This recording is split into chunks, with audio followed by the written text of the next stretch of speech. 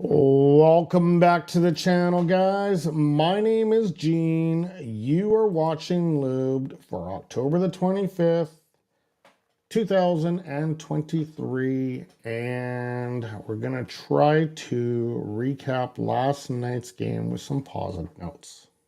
Yeah, I know. It was an ugly one. I'm not going to deny that. It was a big-time ugly one. But there was some good things. I honestly think Jack Campbell played his best game as an Edmonton Oiler last night, hands down. That second period, that Superman save he made, that's why I had to make the thumbnail with the Superman image there. He was spectacular. I think he just was get worn out in the third period. Obviously, I mean, his D didn't do nothing. The defense last night was so bad. Like, there was one moment there, I think it was on the 6th goal in the third period there, or it might have been the 5th goal. I don't even know. But I'm watching the play unfold, and I'm literally watching Darnell Nurse and Ryan Nugent-Hopkins just kind of skating and looking at the puck, and just puck watching.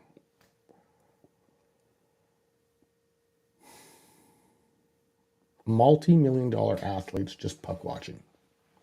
I have a bit of a problem with that. That being said, I'm going to try to make this episode on some high notes. There was some good things. Warren Foegele had, he wasn't very good defensively, honestly. He wasn't very good defensively as he was a -3. But he did manage to get a couple snipes in, so maybe that'll build his confidence for some secondary scoring. I'm not too worried about the scoring. I'm worried about the defense, but we'll see. I was okay with Warren Foegele's game a little bit. Loved Patrick, or Evander Kane, sorry. Evander Kane. I was going to say Patrick Kane. Evander Kane's like, he's been really good lately. And I know what was being said or insinuated for his dressing room comments with on Hockey Night in Canada there, that it seemed like he just had kind of this, well, if I'm going to sit on the bench, I might as well sit in the penalty box. And that was taken way out of context. He even went to the media afterward and said, look, you guys like to snip certain things and air certain things so that it leads a lot of questions. And that's true. Media does that a lot. To be honest with you, I got caught up in it as well, because I actually thought that maybe he was starting to get kind of, a little bit sour with the coach. That being said, he's been one of the spotlights so far this season. He's been trying to get this team going. He's got into 2 fights in a row now, doing whatever it takes. His game is starting to come around, which is good.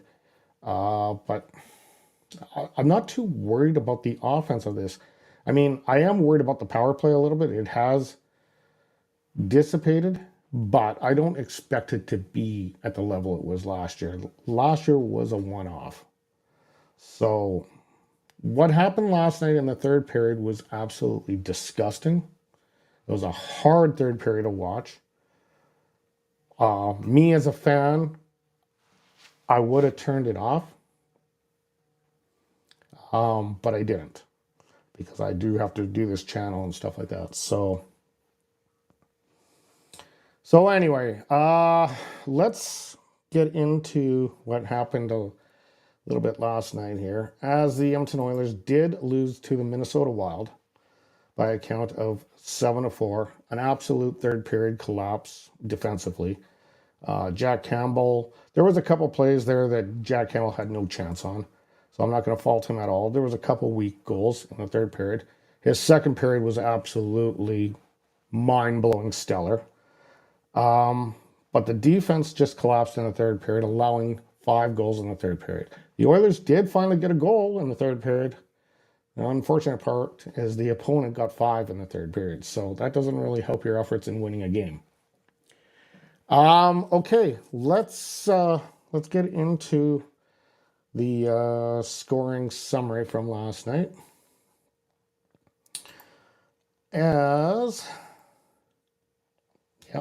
was another ugly loss.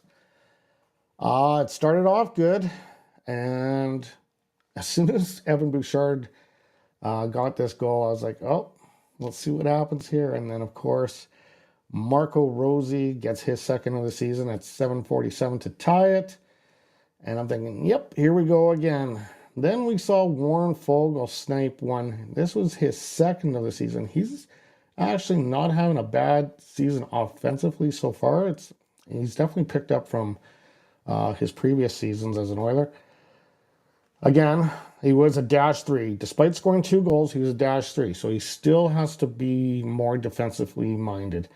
The whole team does, though. The whole team does. The whole team is just looking at each other like deer in headlights at times. Then Hartman would tie it before the period would end at 19:01. Then we go to the second period. Warren Foegele would score his 3rd of the year, his 2nd of the night from Darnell Nurse and Zach Hyman. That would be the only goal in the second period. In the third period, all hell breaks loose.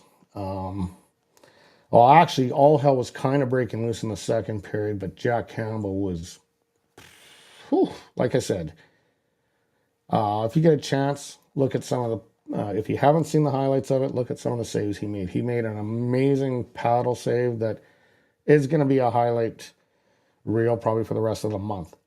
It was I'm not even joking when I say this. It was probably his best game as an Edmonton Oiler, despite that third period.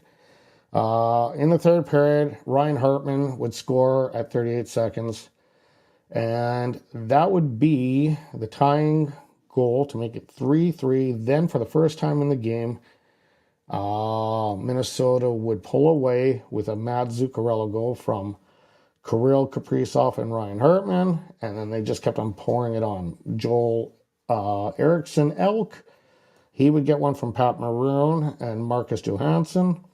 Evander Kane would tally one on the power play, but then Ryan Hartman would get one, and then Marcus Foligno would cap the night off. 7-4 is your final. Not a good effort for the Edmonton Oilers, not in the least bit.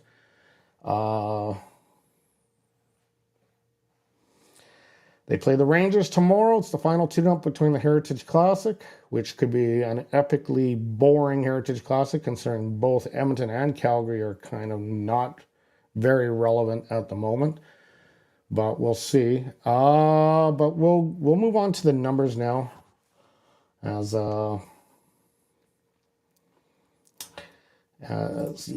there's some stuff here. This is going to be, the way I'm going to do these numbers tonight is it's going to be both positive and negative.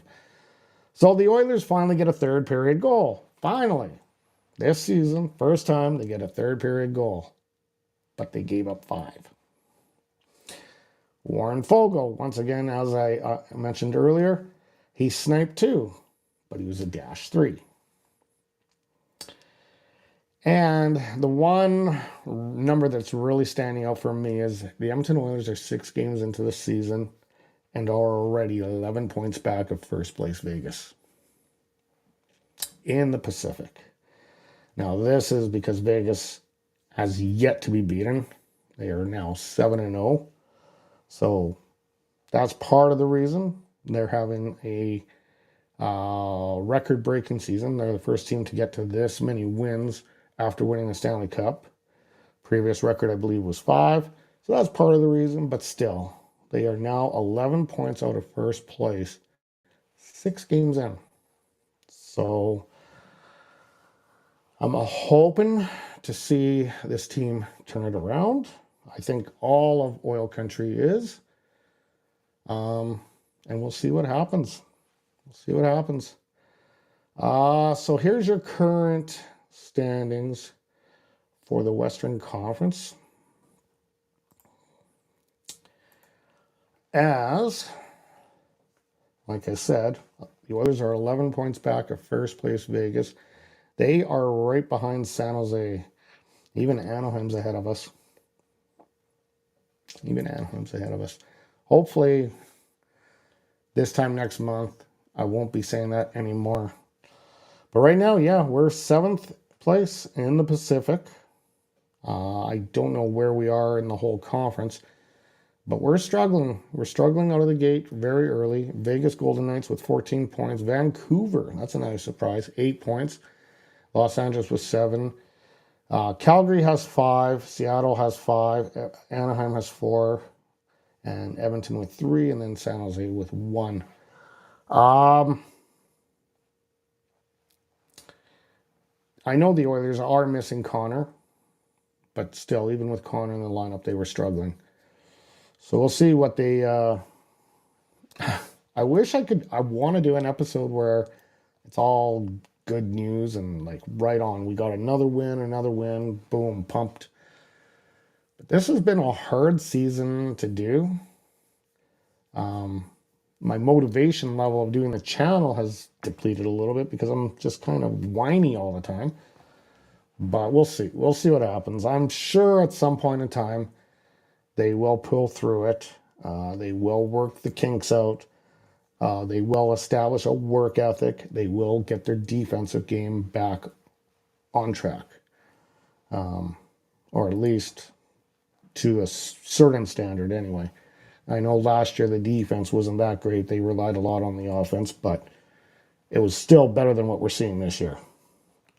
Okay, what is next for the Edmonton Oilers? The New York Rangers. Now, they're probably breathing a sigh of relief that they don't have, that the Oilers don't have their captain in the lineup to go through 5 of their players to score a goal. Yeah, Miko Zibanejad and the boys are coming into town. Also, Blake Wheeler, I just noticed that. I forgot that he got traded to the Rangers this year, so he's going to be on that team. We'll see what they bring. This is the final tune-up before the Winter Class or the Heritage Classic that happens on, I believe, is it Saturday or Sunday? I've lost track even. But this weekend, as the Edmonton Oilers will take on the Calgary Flames at Commonwealth Stadium. Preparations are still underway. I saw pictures of what it's looking like right now. It's starting to look pretty good.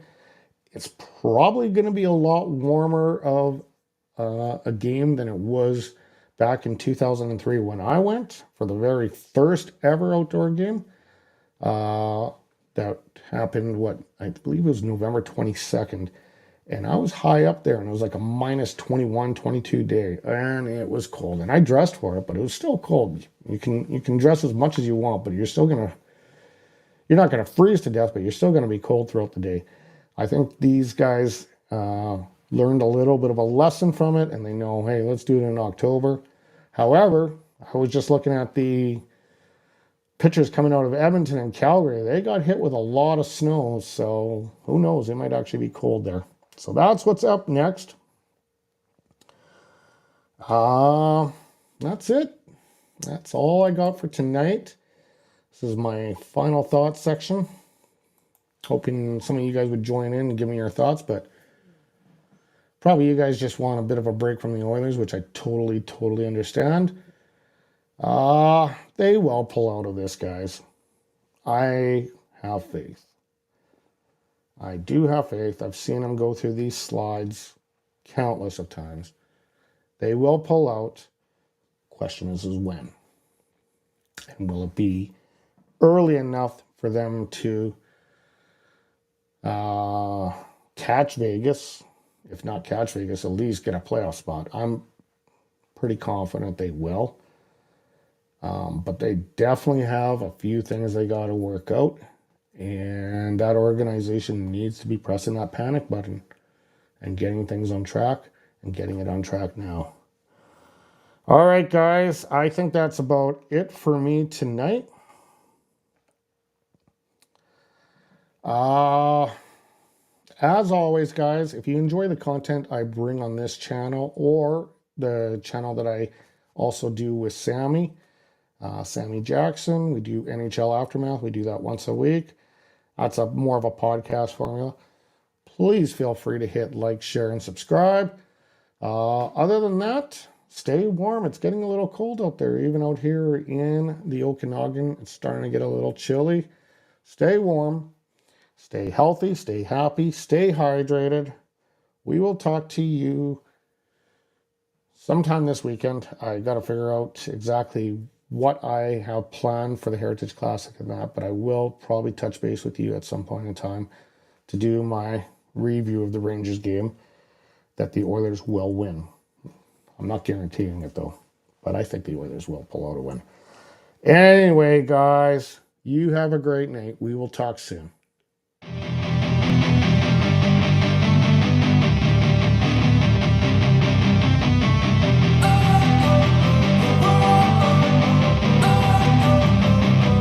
Don't wanna sleep in, cause I got something to prove. I gotta take what I hate and finally make a move. I think of you and all the shit you don't do. Well, I'ma make hella sure that I don't become you. I have no regrets, yeah, I'll tie up my chest. I'll never forget what it's like to be in debt. Been stabbed in the back bed, I'll show you what happens. Pass me the mic.